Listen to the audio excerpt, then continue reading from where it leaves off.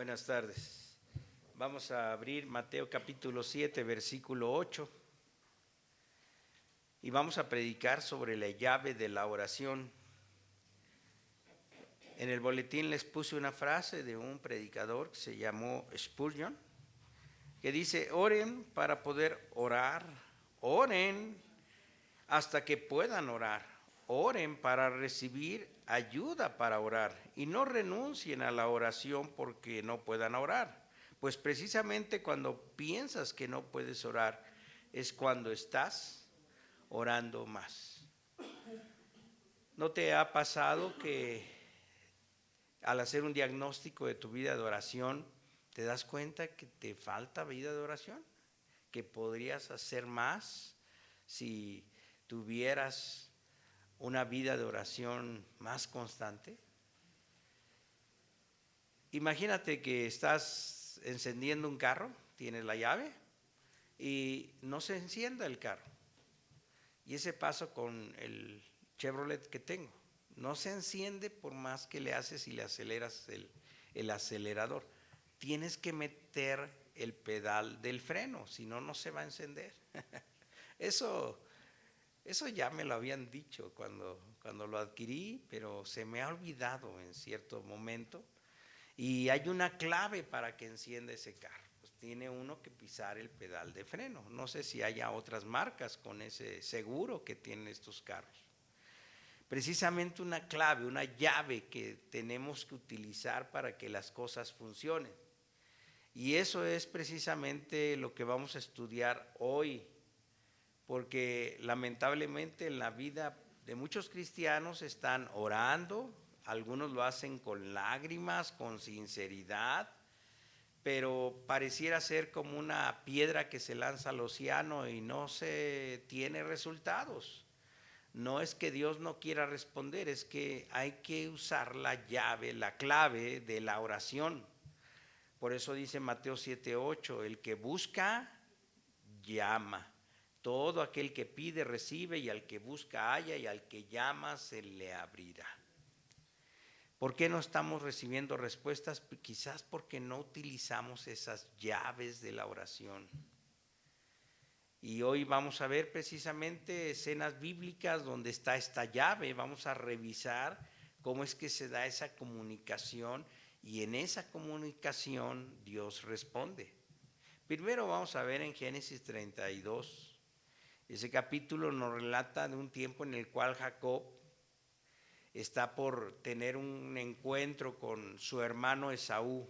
Tiene que regresar a la tierra de donde había salido porque Esaú lo quería matar.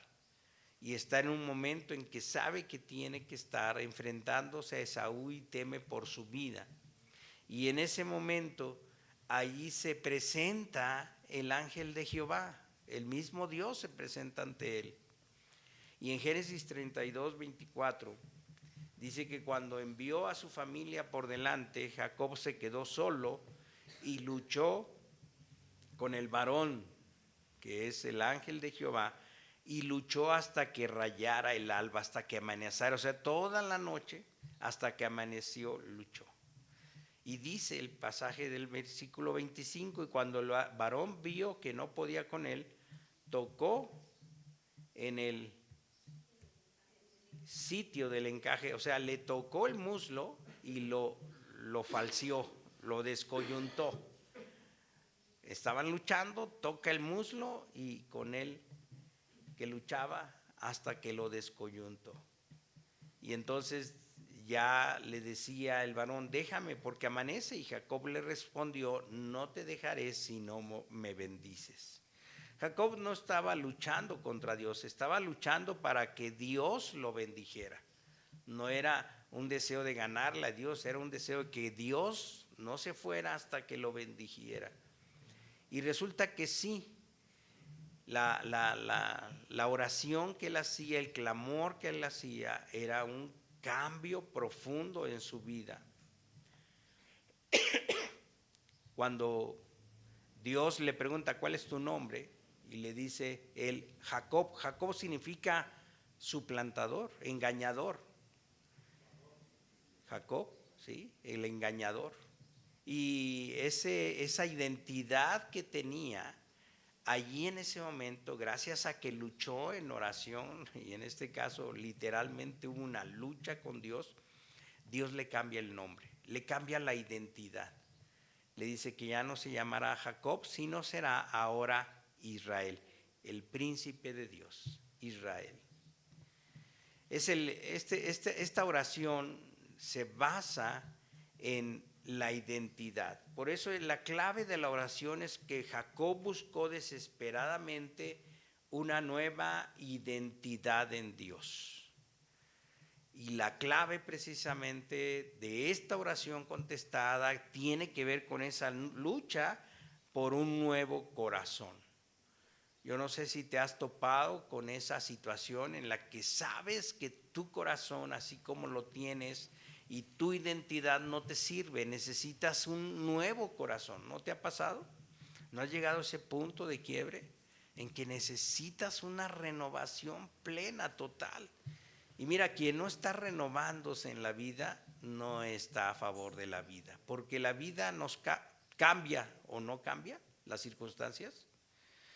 Ahora que tratamos el tema de la vejez, no sé, bueno, en la radio, ¿quién ve Ecos del Alma? Todos lo ven, todos, alguien no lo ven, lo escuchan. Todos lo escuchan, ¿no? Y miles de audiencias. Pero bueno, si escucharon el programa, tuvo que ver con la vejez. Y precisamente todos los que narramos ahí estuvimos hablando de que es difícil aceptar la vejez.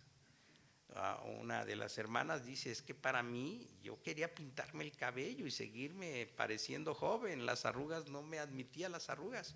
Y hay esa confrontación, en la vida tenemos que ir aceptando pues que las arrugas ya aparezcan y que las canas ya aparezcan.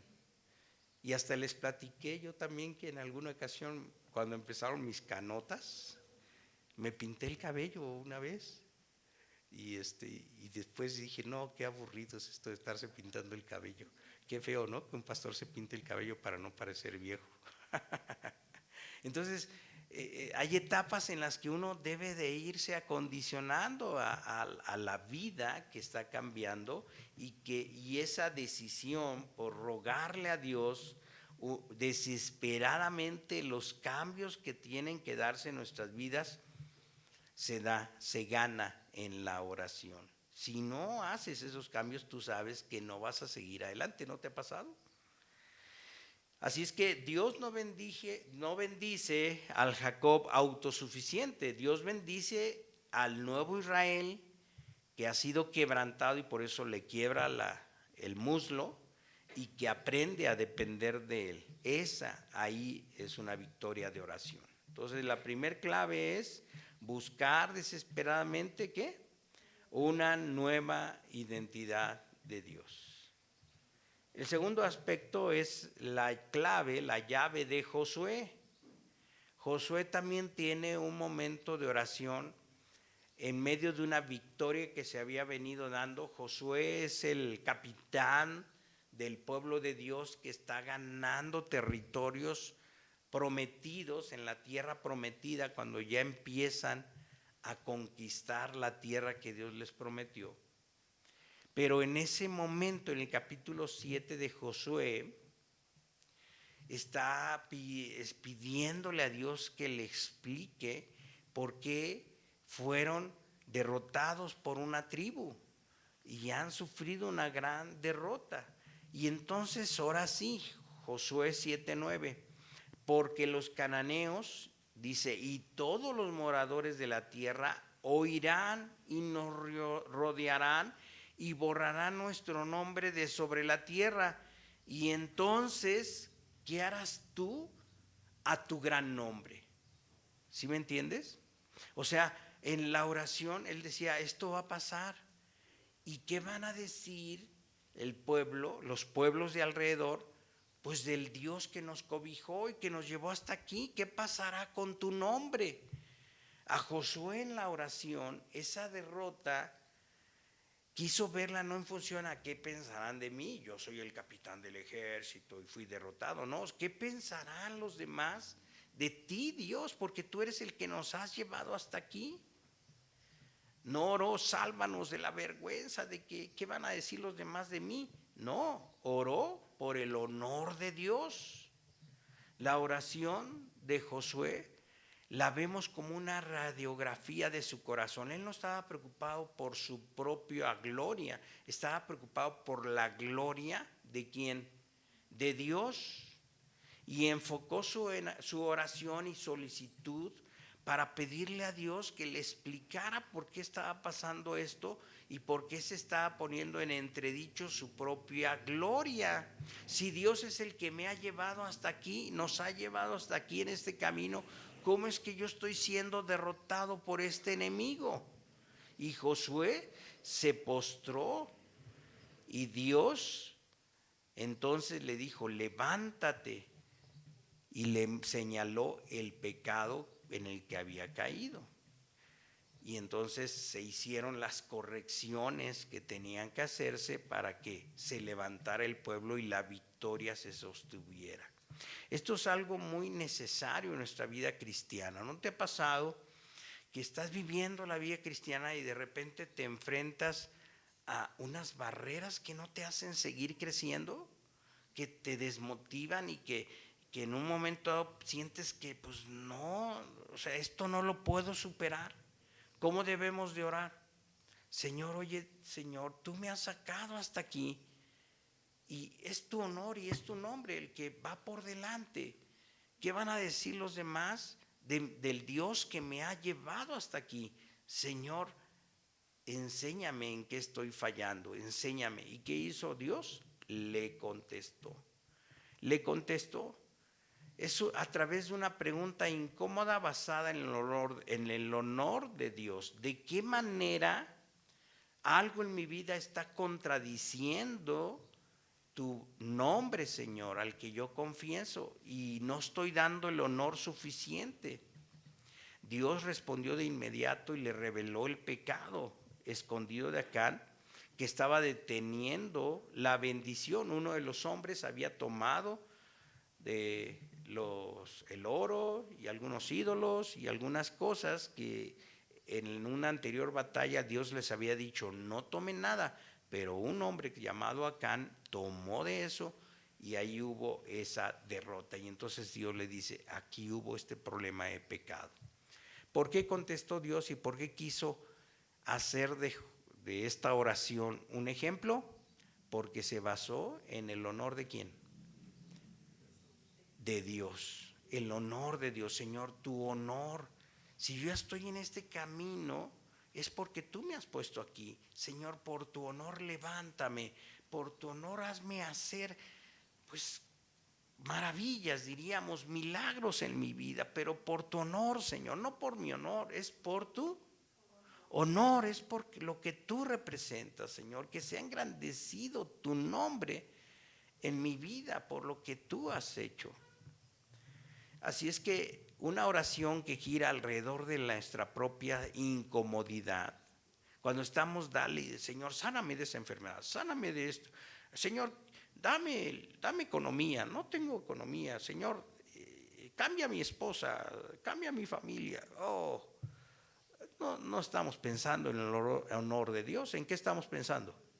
En mi propia comodidad. Pues me es cómodo no estar enfermo, me es cómodo estar económicamente bien, me es cómodo que cambies a mi esposa, pero lo real en la oración es que lo que importa no es tu honor. El honor de quién importa, el honor de Dios. Entonces ya llevamos dos claves, dos llaves. La llave primero, ¿de qué? De buscar una nueva identidad en Dios. Y la segunda llave es el honor de Dios, ver que sea el honor de Dios el que se debe de exaltar. Y hay otra llave en Jesús. En Juan 12:27, vamos a buscar Juan 12:27. Jesús está pues en la situación en que ya está a pocos días de ser arrestado. Él está en Jerusalén, su fama se ha extendido. Y en este pasaje nos hace ver lo que pasa cuando unos griegos buscan a Jesús. Y entonces Jesús dice esto, Juan 12:27, ¿ya lo tienes? Dice, ahora está turbada mi alma, ¿y qué diré? Padre, sálvame de esta hora, mas para esto he llegado a esta hora. Padre, glorifica tu nombre. Entonces vino una voz del cielo, lo he glorificado y lo glorificaré otra vez. Lo que está diciendo lo hace en el contexto de que los griegos vienen a buscarlos. En el tiempo en que vivió Jesús, los griegos representaban la élite intelectual de su tiempo. Eran muy sabios y muy filósofos. Y Jesús, en ese momento en que preguntan por él, que su fama ya se extendió a los griegos, él pudo haber visto en esto una oportunidad para que su ministerio se expandiera y entonces fuera coronado como rey de la intelectualidad. Y la turbación que él experimenta nace de ver el contraste entre la fama, que ya lo ve, ya lo están buscando los gentiles, los griegos, y el camino de la cruz que le tiene esperado. No es el de la fama, está a unos pasos de sufrir, de pasar por el camino de la cruz, el sufrimiento, el grano de trigo que muere. Entonces tiene allí una opción y en ese sentido se turba su alma. Y entonces está diciéndole, Padre, diré entonces, sálvame de la cruz y déjame ir con los griegos, o Padre, glorifica tu nombre. Y ahí le está la llave, la clave es que reconoce la tentación y sobre todo pide la gloria de ¿quién? Del Padre, del Padre. No busco mi gloria, busco la gloria del Padre. Pero aquí se está enfrentando a esa tentación. Cuán importante es que en la oración nosotros estemos continuamente orando, porque las tentaciones se presentan o no se presentan. Se presentan, y precisamente cuando estás sirviendo al Señor, pues es cuando más se viene la tentación de que que me aplaudan, que me reconozcan. Mira, ay, el pastor, qué bien predica, ay, cuánto. Ay, el hermano, mira qué bien lo hace. Ay, vamos a felicitarlo, cuánto esfuerzo. Y que me glorifiquen a mí. Y ese Jesús lo detectó y lo puso, Señor, que no sea mi gloria. Para esto he llegado, para que tome la cruz y acepte el camino de la cruz. Si Jesús hubiera aceptado el abrazo de los griegos por ganar influencia, habría buscado su propia gloria, el camino menos doloroso. Pero no, él está exorcizando sus demonios del orgullo. Él sabemos que fue un hombre sin pecado, pero no fue libre de la tentación, ¿eh? Y esta es una tentación. ¿No te ha llegado alguna vez a pensar en eso? Lo están diciendo como si nunca, ¿verdad? Nunca, no, si no, a mí no, nunca he querido tener mi propia gloria. No me preocupa que no me den aplauso los demás o que me reconozcan mi trabajo. Yo creo que todos, ¿verdad?, pasamos por esa tentación y vemos cómo Dios contesta esa oración inmediatamente. Dice que una voz del cielo dijo, te lo he glorificado mi nombre y lo seguiré glorificando, porque tú vas a pasar por el camino de la cruz. Y la cuarta clave, la cuarta llave, es la llave de la mujer cananea. Eso está en Mateo 15, desde el 22 al 28. Jesús está recorriendo una región entre Samaria y Jerusalén y dice que se fue a una región en la cual había una mujer cananea que había salido precisamente gritando, Señor, Hijo de David, ten misericordia de mí. Mi hija está gravemente atormentada por un demonio. Y eran muchos los gritos, al grado tal que los discípulos decían, Señor, despídela, pues da voces, grita demasiado, despídela. Pero ella había clamado con sinceridad. Señor, hijo de David. Es curioso que el Señor guarda silencio y la respuesta que da el Señor es un poco grosera, porque dice, el pan no es para los perrillos, sino para los hijos de la casa, los hijos de Israel. Esto es una respuesta un poco grosera, ¿no se te hace? Es la única respuesta grosera a alguien que llega y le pide. Pero Jesús sabía muy bien con quién trataba. Y la mujer podría haberse indignado y decir, ¿qué me dices, perrilla? Yo no soy perrilla. Pero ¿sabes qué dijo la mujer? Señor, sí tienes toda la razón, pero aún los perrillos comen de la migaja que le cae de la mesa y comen en el piso. Los perrillos comen. Yo soy un perrillo. Señor, concédeme el milagro. Jesús se sorprendió. ¿Qué clave usó? ¿Qué llave usó? La llave de la humildad. Señor, sí, no lo merezco. Yo no lo merezco. ¿Quién soy yo para merecer de tu gracia? Tengo este problema. Mi hija está en enfermedad. Sufro esta dolencia. Hay en mi familia esta situación. Señor, hijo de David, ten misericordia de mí. Yo no lo merezco. La mujer, en lugar de ofenderse, se humilló.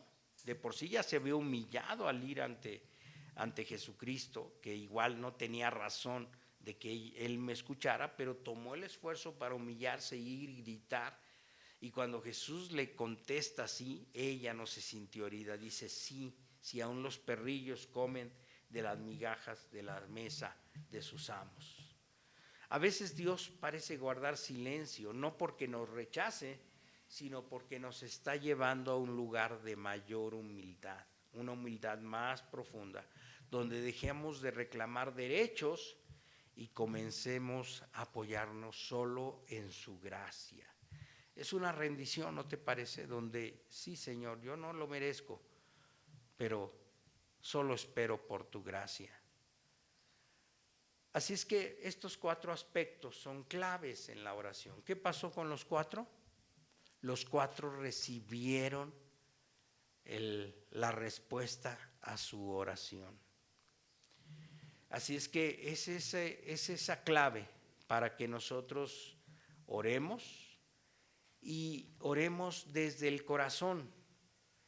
Y yo espero que a ti, yo espero que a mí también nos ayuden estas claves. Ahorita quiero que tomes un tiempo, cierra tus ojos, ponte a pensar qué es lo que has estado pidiendo al Señor, qué es lo que has estado orando al Señor.